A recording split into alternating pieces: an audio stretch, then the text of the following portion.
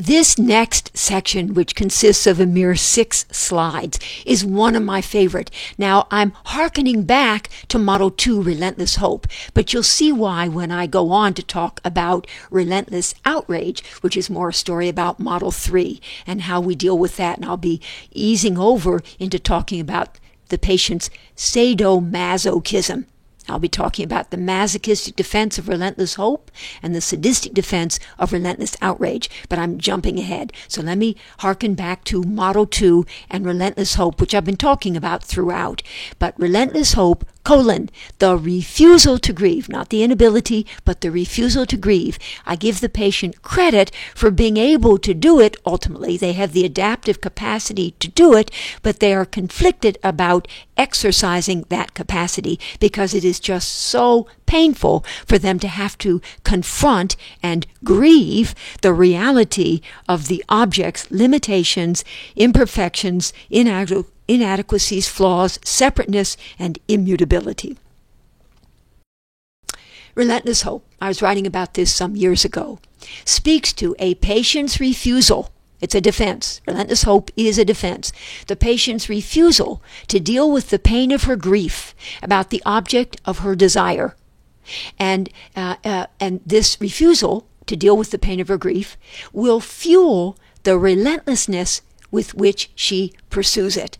Both the relentlessness of her hope that she might yet be able to make the object over into what she would want it to be, and the relentlessness of the outrage she experiences in those moments of dawning recognition that, despite her best efforts and most fervent desire, she might never be able to make that actually happen. She might never be able to force the object to be what she would want it to be and to provide for her in the ways that she would want it, the object to provide for her.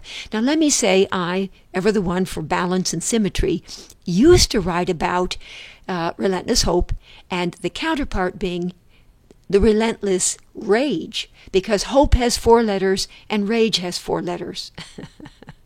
But then I realized I was going to have to put symmetry aside, and that it was more relevant here was relentlessness of her hope, when she's still hoping against hope that maybe someday, somehow, some way, but then the relentlessness of her outrage, her self-righteous outrage in the face of being denied, in those moments of dawning recognition that despite how hard she's tried, she might never be able to make that actually happen. So the frustration, upset, and outrage, the relentlessness of her outrage, not rage, which is more cleaner, but outrage, which implies sense of frustrated entitlement and self-righteous indignation.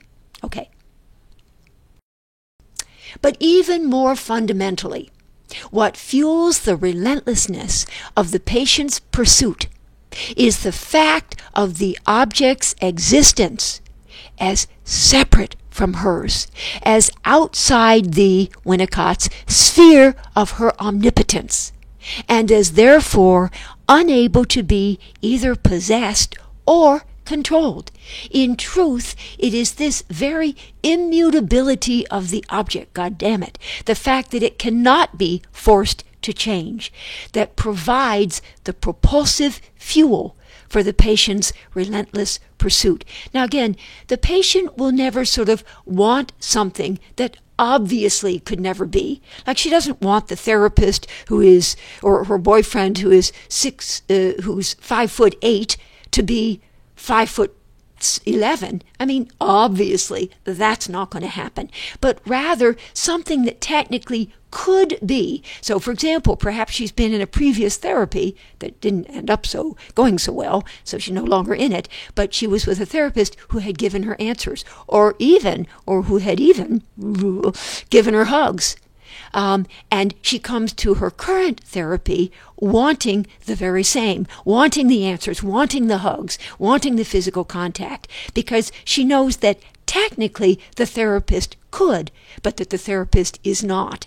So again, it's the therapist will be relentless in her pursuit of something that the panel of 10,000 judges would have said is not going to happen, and yet technically, from the patient's point of view, it could happen, just it isn't. So, in any event, it is the very immutability of the object, the fact that it cannot be forced to change, that provides the propulsive fuel for the patient's relentless pursuit. Even in the face of incontrovertible evidence to the contrary, the patient, because it's defensive, will pursue the object of her desire with a vengeance. And again, yes, this is true so very much so for so many of our patients, and for us as well. What can I say? Although, this one, there's some examples of where I've been relentless, but this current example is a little bit more a patient of mine. A patient of mine said, listen, I've made my peace with the reality that my mother's not really going to change.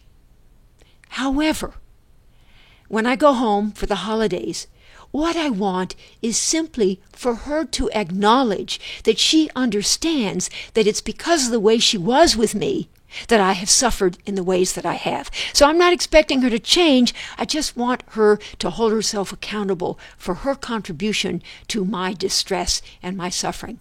Well, do you think that's going to happen? They're like, well, I don't think so. So that's another example where a patient will, again, and it's tricky because we may get caught up in thinking, well, that's not so unreasonable. And yet, again, stepping back from it, probably, if we put together the data points, that's not really going to happen. That's not really what her mother does. The mother doesn't hold herself accountable, doesn't relent, doesn't apologize.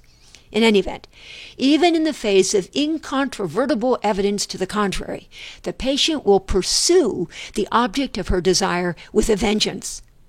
The intensity of her entitled pursuit, fueled by her conviction that the object could give it, were the object but willing, should give it, because that is her due, and would give it, were she, the patient, but able to get it right.